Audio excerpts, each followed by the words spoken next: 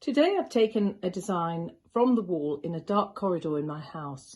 It's the Flight of Icarus and shows Icarus flying too close to the sun, and eventually he of course falls and the sun is left alone. And this design we think is after an image by Selwyn, a man called Selwyn, and it was originally on a ceramic tile, although I have never found the ceramic tile. I'd love to know if anybody has actually got that image by Selwyn, because this is what I have been told. So I took it to the Antiques Roadshow in Lowther Castle when it was here in northwest England, and of course the chap who looked at it said, oh, well, it's not a very good piece. It's very amateurishly stitched and, you know, these sort of things aren't very popular. And then the other expert across the table said, oh, I think he's rather brushed you off. I think it's rather wonderful.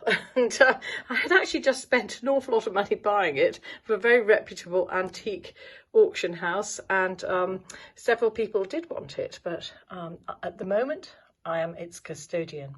And I'd like you to see how these circles of crewel stem stitch or crewel outline stitch in wonderful colours going round and round the sun, just very simply worked, look so beautiful. And the patchily worked leaves. So these leaves in very arts and craftsy style have patches of different colours in them, but all staying within that sort of yellow to brown and green and blue tone. In this design there's plenty of movement, rather exciting with its big branches swirling round. They're extremely bold, and I love the way that the stitches, instead of working in stripes on some areas, actually curve around each of the branches, and you can see gorgeous purples and browns and tawny colours shading together beautifully.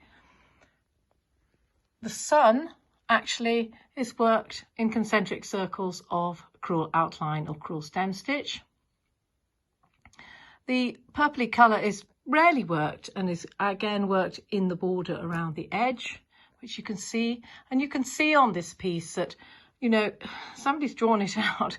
And of course, you know, they've left a little bit of ink behind that hasn't been covered in stitching, and you can see where somebody's changed their mind on perhaps what they had underneath that feature. But really it's a very planned design, and even the bird's claws, you know, very precise. Again, lines of the stem stitch, a few satin stitches worked in the opposite direction just to give a little bit of detail, and there's nasty little claws. And then on the upper area, again, Icarus just clinging to that branch as he takes off into flight. What is missing from this piece, I think, is a little black bead, and I personally not so fond of an eye without expression, and this eye is far better because it's stitched in black with that little tiny touch of white, and we used that when I created the unicorn stockings. I think I showed one or two of you how to do that. And again on this one you can see the tiny little spot of white just giving that expression, because I think that's a very difficult part of embroidery. A lot of people are challenged by the long and short soft shading, but actually here you can see it's using my usual method, and just changing the angle of the stitching about 5 degrees on every layer of stitching. But you can see that the embroiderer, you know, missed patches, didn't care really, because it's the overall effect that's so important with crewel work, not the precision of every little detail.